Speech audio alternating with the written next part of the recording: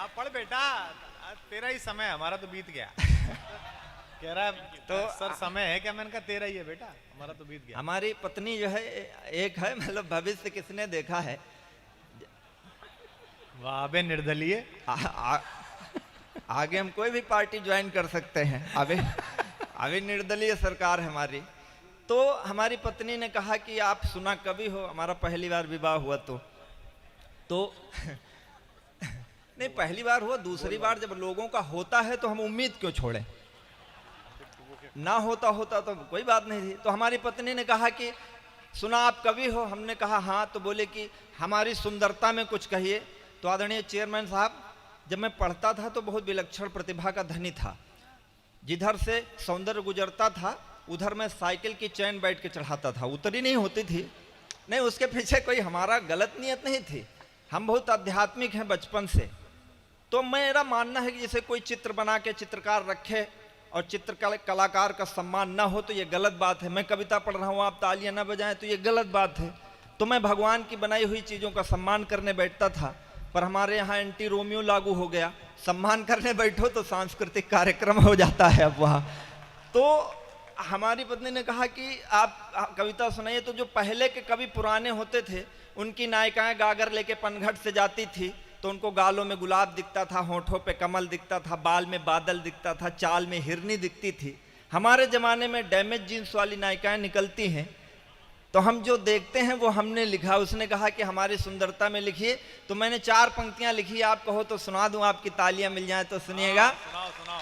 हाँ, बस थोड़ी थोड़ी बजा दो, बहुत ज़्यादा की जरूरत नहीं। हम कोई वीर रस के कभी नहीं कि आप बहुत तेज बजाओ, क्योंकि कई बार ज़्यादा ताली बजने से भी दिक्कत हो जाती है हमको। सुनिएगा कि चुनरी ध्वजासी लहरा रही है अंबर में, नयनों में तीर या कटार लेके आई हो। चुनरी ध्वजासी लहरा रही है अंबर में, नयनों में तीर या कटार लेके आई हो। भौं है कमान और कमान पे चढ़ा है बान, अधरों पे लोहित अंगार लेके आई हो। वाह बेटे। कामदेव को आप जानते होंगे। कामदेव जो है गंधर्वों के सेनापति हैं, और सरल भाषा में ये समझो तो कामदेव बाबा रामदेव के दुश्मन हैं। नहीं, तालियां अब बजाना, क्योंकि रामदेव कहते हैं योग करो, कामदेव कहते हैं भोग करो, इस तरह दोनों विरोधाभासी हैं।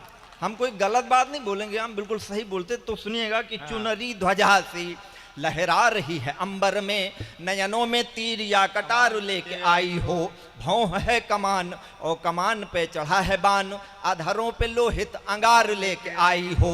कामदेव की उपासना का परिणाम हो कि रति हो कि कोई अवतार लेके आई हो। और अंतिम पंक्ति मैं आपके परीक्षण के लिए पढ़ता हूँ, आप अच्छी तालियां बजा देंगे तो 2 छंद और सुना दूंगा।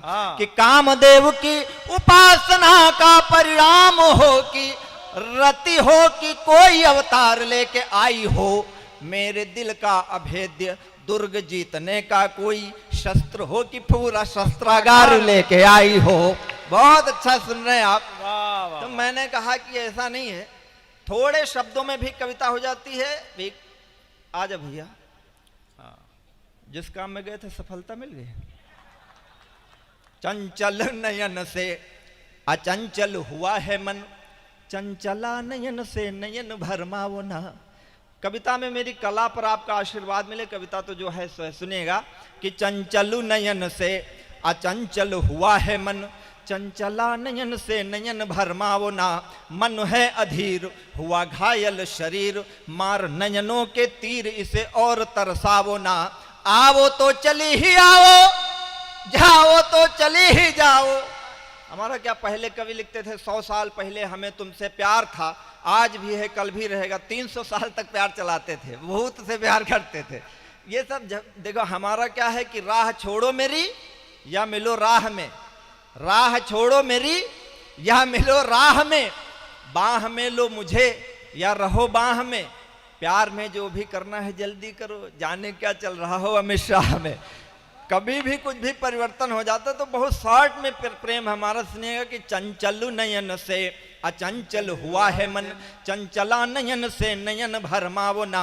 मन है अधीर हुआ घायल शरीर, मार नयनों के तीर इसे और तरसावो ना। आओ तो चली ही आओ, जाओ तो चले ही जाओ, जाकर न आओ, या तो आकर के जाओ ना। अंतिम पंक्ति आपका आशीर्वाद चाहती है, सुनिएगा कि आओ तो चली ही आओ, जाओ तो चली ही जाओ, जाकर न आओ, या तो आकर के जाओ ना। आग लेके आओ या तो पानी लेके आओ, आग पानी दोनों लेके आग पानी में लगाओ ना। आग लेके आओ। देखो, सौंदर्य का इस बात का गर्व है कि वो किसी को भी अपनी तरफ आकर्षित कर सकता है। अभी तमाम स्त्री पुरुष की बातें हो रही थी, तो हम पुरुषों को भी इस बात का गर्व होना चाहिए कि सौंदर्य की कीमत तब तक है जब तक हमारे पास आंखें हैं। कल से हम अगर आंखें बंद कर लें तो सौंदर्य की क्या कीमत रह जाएगी। भाई 500 करोड़ की मर्सिडीज हम नहीं खरीद सकते, बड़ी गाड़ी BMW नहीं खरीद सकते, लात तो मार ही सकते हैं, भले कितने गरीब आदमी हो।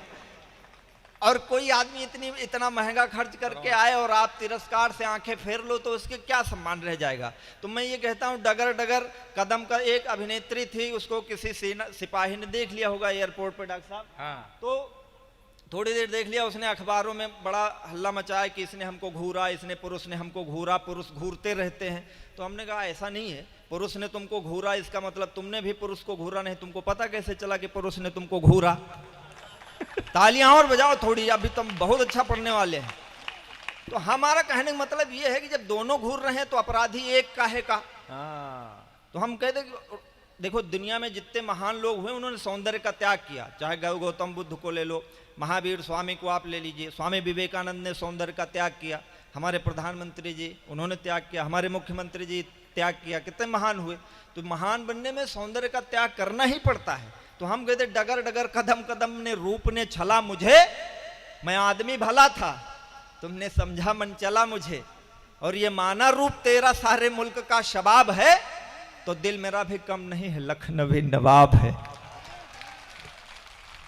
अभी तालियां आपकी कम आई हैं, मैं जो कहने जा रहा हूं उस पे आपकी ज्यादा तालियां बजेंगी। तुम्हारे पास रूप है तो दृष्टि मेरे पास है।